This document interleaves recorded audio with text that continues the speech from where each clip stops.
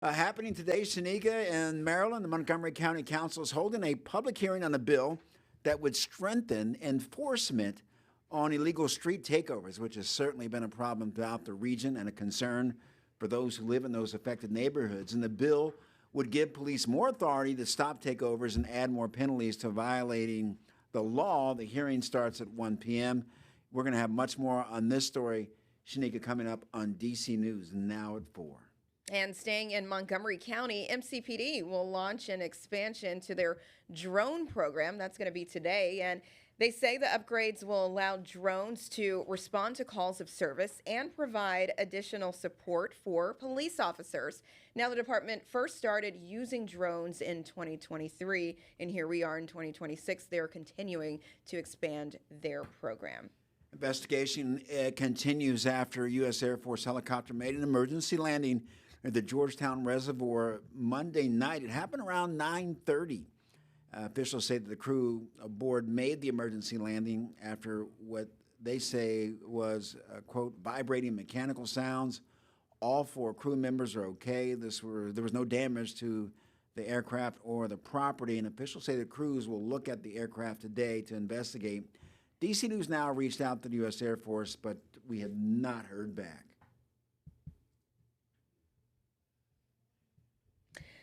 And 3 pets died after a house fire in Harford County. That's Harford County, Maryland, after fire officials say another pet started the fire. Now, firefighters responded to Foxglove Court in Belcamp Friday. And when they arrived, crews found flames coming from the kitchen of the home. And fire marshals say that a Ring camera in the kitchen showed the one dog jump onto the kitchen counter and turning on the toaster, which started that fire. 2 dogs were rescued by neighbors, but a 3rd dog, unfortunately, and 2 cats died. The owners were not home at the time. And DC Council Chairman Phil Mendelson is proposing a roof over Audi Field in Navy Yard. The bill would add a climate-controlled roof and an additional 8,000 seats. Audi Field is home to DC United and Washington Spirit, and the new proposal continues to grow in sports and grow sports in the DC area as the city continues to build RFK campus, where the Washington Commanders are moving. All right, so we could be getting closer, Mark. Listen to this. This might be, a little bit out of your comfort zone, but we might be getting closer to riding in a car without a driver. So hear me out. It's a hotly debated topic at the DC Council with leaders from robotic ride shares, including Waymo, as you've heard, Uber, Lyft, Tesla. They're all pushing for change. And with current drivers, they're challenging the technology. DC News Now's Randy Bass walks us through when we could really be the one and only person in a moving car. Autonomous rides or pickups with no driver behind the wheel are already happening in other big cities and states across the country. Representatives from leaders in the autonomous vehicle and rideshare space like Waymo, Lyft, Uber, and Tesla all testifying in front of DC council members today, hoping DC is the next big market they can break into.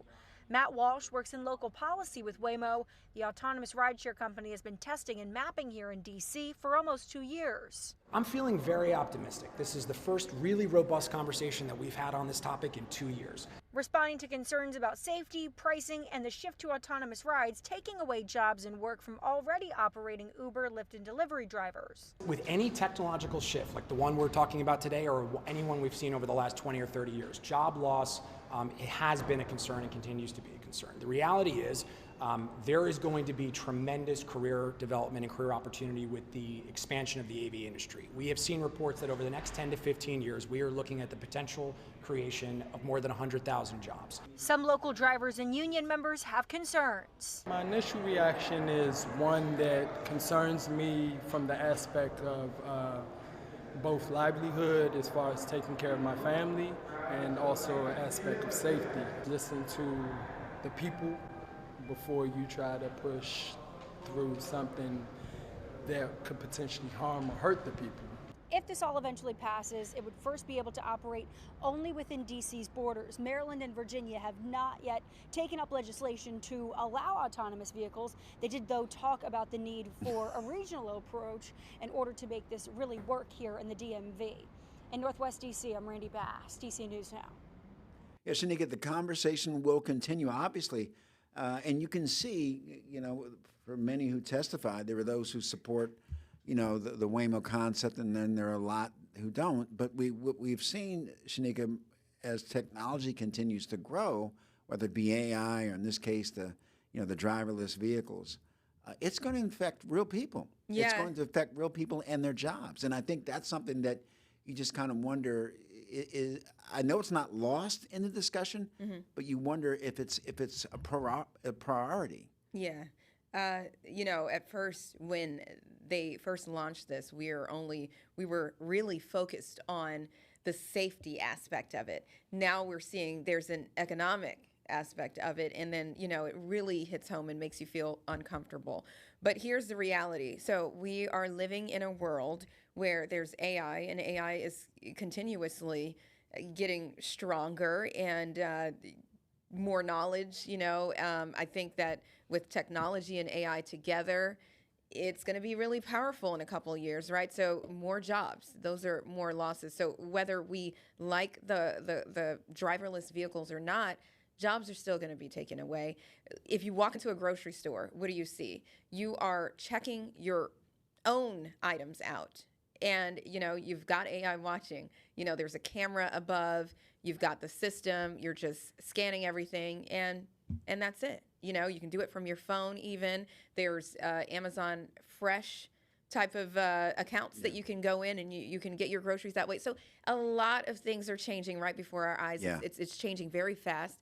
And I think this is just one part of it, but unfortunately, the world is changing. I'm glad you brought up the grocery store example, because even back in my hometown, I'm thinking about it because I was there the other day. And you're right. I mean, you have so many different, checkout options, and you don't have that interaction with the checkout clerk anymore. Right. And then if you run into a problem, it's the mean person that's standing there that's watching all of the lines that he or she can help you. They don't want to be bothered. And they don't want to be bothered, by the way. But anyway, I hear you. We keep going, right?